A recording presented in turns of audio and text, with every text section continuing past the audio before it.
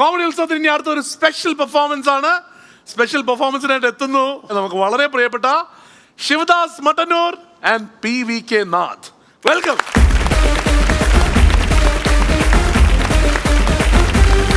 ശിവദാസേട്ടാ നമസ്കാരം. നമസ്കാരം മോനെ, വെൽക്കം. ശിവദാസേട്ടന്റെ മകനാണ് കേട്ടോ. എന്താ സംഭവം എന്ന് വെച്ചാൽ അച്ഛന്റെ പാതയിൽ തന്നെയാണ്. കാരണം കഴിഞ്ഞ വർഷം സംസ്ഥാനത്ത് എത്രാമത് A ഗ്രേഡ് ആയിരുന്നു. ഇപ്പം ജില്ലയിൽ ഫസ്റ്റ് ആണ് മിമിക്രിക്ക്. സംസ്ഥാനത്തേക്ക് സെലക്ഷൻ കിട്ടിയിരിക്കുന്ന ആളാണ്. നമ്മുടെ പാതയിൽ തന്നെയാ വരുന്നത്. അതിന്റെ ഒരു ടെൻഷൻ ഉണ്ട്. അങ്ങനെയല്ലേ പറ്റുള്ളൂ അല്ലേ, ഇതല്ലേ കണ്ടു വളർന്നേ.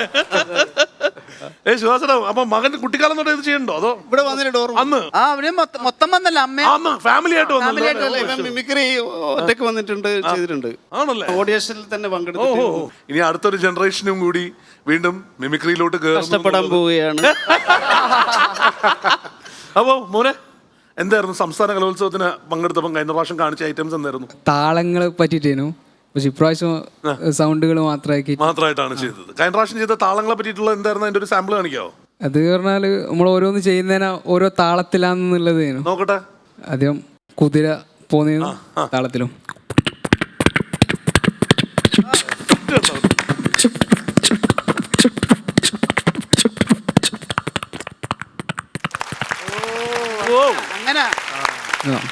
കണ്ടുപഠിക്കേണ്ടി വരുമല്ലോ. അടുത്തത് ഇപ്രാവശ്യം എന്ന് പറഞ്ഞാല് ഓരോ സൗണ്ടുകളെയാണ്. ചില വാഹനങ്ങള്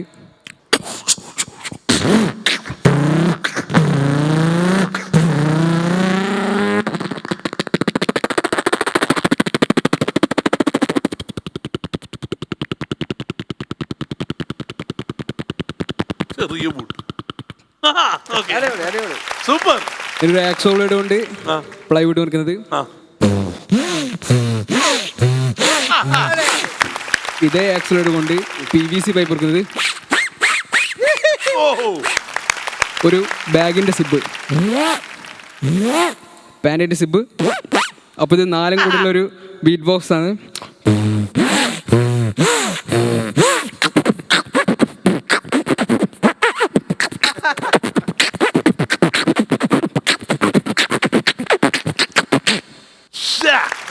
ഒരു തെലങ്ക ഇട്ട് നടക്കുന്നത് എങ്ങനെയാ?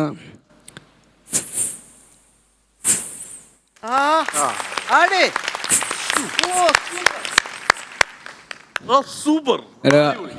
കുട്ടി കഴിയുമ്പോ അമ്മ ഒരു മൂളിപ്പാട്ട് പാടുന്നത്. പിടിച്ചേരാ.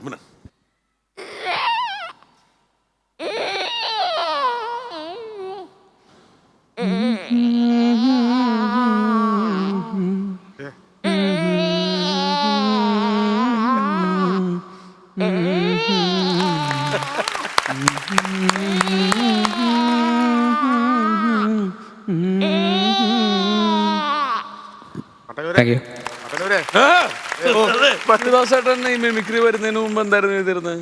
മിമിക്രി വരുന്നതിന് മുമ്പ് മിമിക്രി തന്നെ. അല്ല, എന്തെങ്കിലും പണിയെടുത്തിട്ടുണ്ടായിരുന്നോ? പണിയെടുത്തിട്ടുണ്ട്. പിന്നെ ഇപ്പൊ പോണ്ട സമയമില്ലേ? അല്ല, ഞാൻ പറയായിരുന്നു ഇപ്പൊ അങ്ങനെ എന്തെങ്കിലും പണിയുണ്ടെങ്കിൽ അങ്ങോട്ട് പോയിക്കോളാം. എന്നാ പണി തിരിച്ചു പഠിച്ചോ? എല്ലാ ഭാഗത്തുനിന്നും ഭയങ്കര പണി കിട്ടുന്നുണ്ട്. ഞാന് സാറിന്റെ സെറ്റിൽ വന്ന ഓർമ്മയുണ്ടോ? ഇരിട്ടി, തലശ്ശേരി.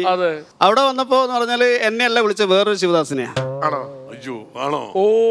നമ്മുടെ കണ്ണൂർ ശിവദാസ്. കണ്ണൂർ ശിവദാസ്. അതും എല്ലാം ഓർ മട്ടന്നൂർ തന്നെയാണ്. രണ്ടാളും ഭയങ്കര കൺഫ്യൂഷനാ. രണ്ടുപേർക്കും കണ്ണൂർ ഭാഷയാണ്.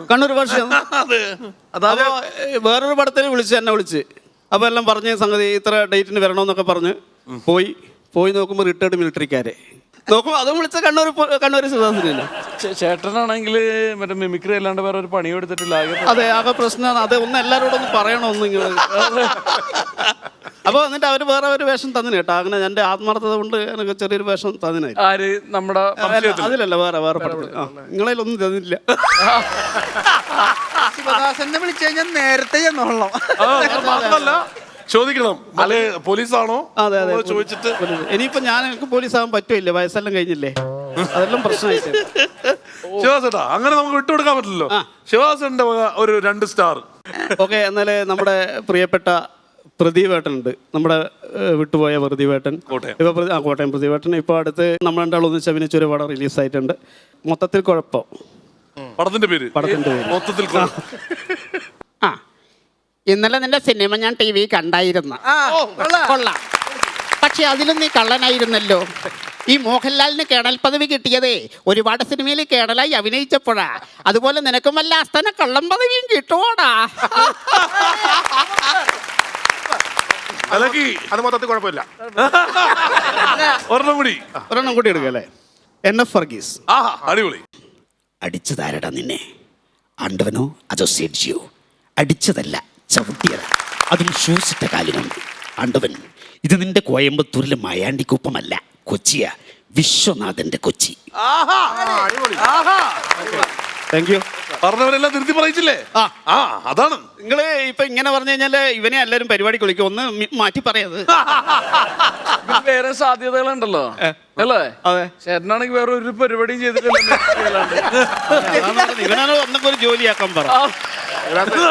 അവരൊരു ജോലി ഇല്ലടാ, ഞാൻ പറഞ്ഞേ നിങ്ങൾക്ക് രണ്ടുപേർക്കും കൂടെ നല്ല പൊളി വിളിക്കാം.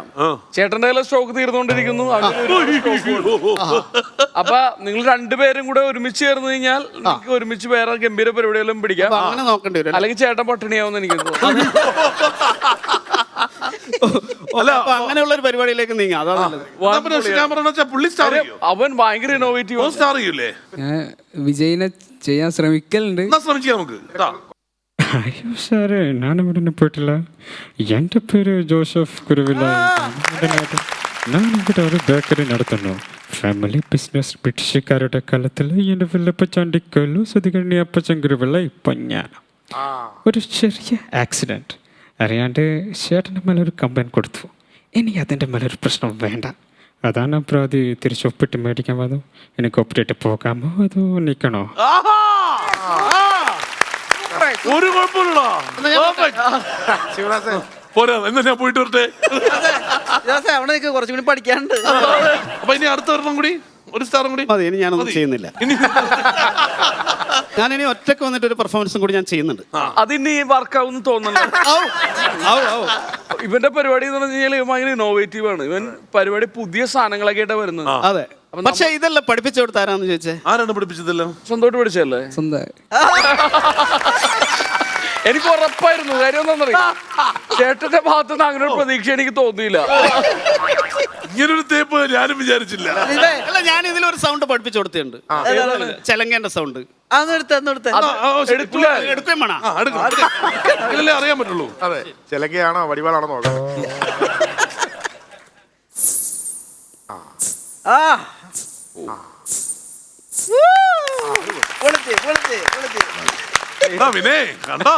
അപ്പൊ നല്ല കാര്യങ്ങളുണ്ട് കയ്യിൽ.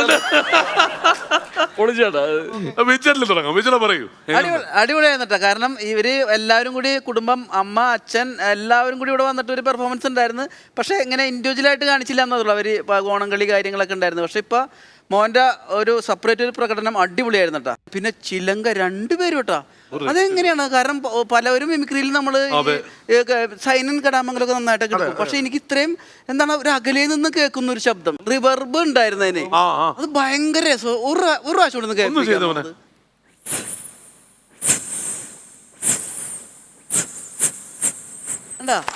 അയ്യോ, അത് ഒറിജിനൽ ചിലങ്കയൊക്കെ വെച്ചിട്ട് എടുക്കൂലേ നമ്മള്, വോയിസ് എടുക്കൂലേ, അതിൽ എഫക്ട്സ് ഇട്ട് നമ്മൾ സെറ്റ് ചെയ്യുന്ന പോലെ. അയ്യോ കറക്റ്റ് കേട്ടോ. അത് ഗംഭീര അല്ല, എല്ലാം ഗംഭീരമായിരുന്നു. പക്ഷെ ഇത് എടുത്തു പറയണം, നമ്മൾ കേട്ടിട്ടില്ല മിമിക്രിക്കാരുടെ തൊണ്ടയിൽ നിന്ന്. എന്തായാലും രണ്ടുപേർക്കും വളരെ പക്ഷെ, കാരണം ശിവദാസനെ പറയേണ്ട ആവശ്യമില്ലല്ലോ. എന്താ പറയേണ്ട ആവശ്യമില്ല. അല്ല, നമ്മളൊന്നും അഭിനയിച്ചില്ല, അതുകൊണ്ട് പറഞ്ഞു. ഇനി പറയേണ്ട കാര്യമില്ലല്ലോ. ഒരുപാട് ശിവദാസനെ പറയേണ്ട കാര്യമില്ലെന്ന് വിചാരിച്ചപ്പോ എനിക്ക് കിട്ടിയതെന്നറിയോ? പറഞ്ഞിട്ട് കാര്യമില്ലെന്ന്.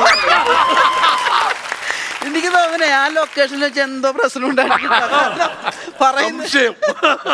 ഞാൻ തിരികെ പോട്ടെ. എന്തെങ്കിലും ഉണ്ടോന്ന്, എന്തെങ്കിലും വേഷം നമ്മൾ ഉണ്ടാക്കുക പടത്തിൽ. ഗുണമുണ്ടായില്ലേ? രണ്ടുപേർക്കും ഓൾ ദ ബെസ്റ്റ്. ഈ എവിടെയോ ചില മനുഷ്യരോടെ നമുക്കുള്ള സ്വാതന്ത്ര്യത്തിന്റെ ഇപ്പൊ രാവിലെ മുതൽ ഇത്ര നേരം നിന്ന് ഞാൻ ആരെയും ബാധിക്കാൻ ശ്രമിച്ചിട്ടില്ലേ?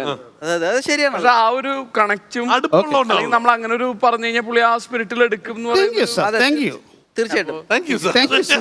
ഒരു സ്നേഹത്തിന്റെ റിഫ്ലക്ഷൻ ആട്ടോ പിന്നെ മറ്റേനെ കുറിച്ചിട്ട് നിങ്ങൾ സീരിയസ് ആയിട്ട് ആലോചിക്കട്ടോ. നിങ്ങൾക്ക് രണ്ടുപേരും കൂടെ എന്ത് ചെയ്യാൻ പറ്റും എന്നുള്ള പരിപാടി ഓ ആയിക്കോട്ടെ. അത് വേറൊരു ബ്ലണ്ട് ആയിരിക്കും അല്ലേ? ചേട്ടാ മോനെ അടിപൊളിയായിരുന്നു കേട്ടോ.